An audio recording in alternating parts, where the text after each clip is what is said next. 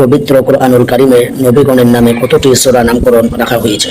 আসুন আমরা সকলে একটু মনোযোগ দিয়ে জেনে রাখেন সবার। নবীগণের নামে কোরআনের কতটি সূরার নামকরণ করা হয়েছে? ক 4টি, খ 5টি, গ 6টি, ঘ 8টি।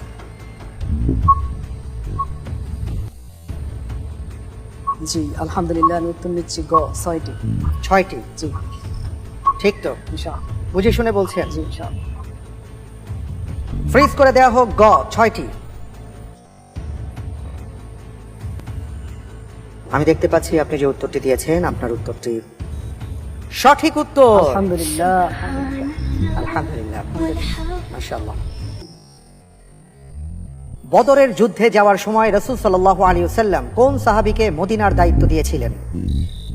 ক মুসআব ইবনে উমাইর, খ উসাইদ ইবনুল হুযাইর, ক আবু লুবাবা আল আনসারী, ঘ আব্দুল্লাহ ইবনে উম্মে মাকতুম রাদিয়াল্লাহু তাআলা আনহুম আজমাইন।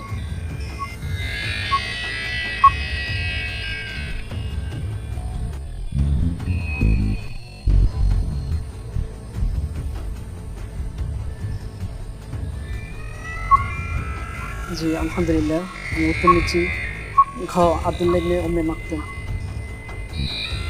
তাই আত্মবিশ্বাসের সাথে বলছে? জি লক করে দেব। ফ্রিজ করে দেয়া হোক ঘ আব্দুল্লাহ ইবনে উম্মে মাকতুম। আপনি যে উত্তরটি দিয়েছেন ঘ আব্দুল্লাহ ইবনে উম্মে মাকতুম রাদিয়াল্লাহু আনহু, আপনার উত্তরটি সঠিক হয়েছে। আলহামদুলিল্লাহ। আলহামদুলিল্লাহ। আলহামদুলিল্লাহ, আলহামদুলিল্লাহ, মুবারকবাদ, মাশাআল্লাহ। কোরআনের নামে প্রতিষ্ঠিত university of the Holi Quran and Islamic science কোন দেশের পাবলিক বিশ্ববিদ্যালয়?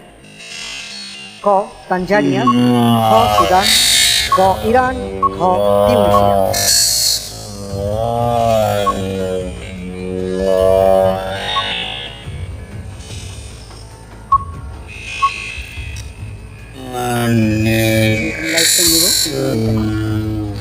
লাইফ টাইম দেওয়া হোক intelligent panel. University of the Holi Quran and Islamic science এই পাবলিক বিশ্ববিদ্যালয় যে দেশে অবস্থিত সে দেশের সাবেক প্রেসিডেন্ট হলেন ওমর আল বশির। আশা করি উত্তরটি পেয়ে যাবেন।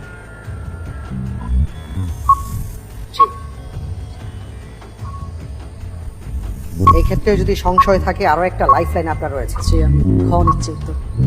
লক করে দেওয়া হোক খ সুদান।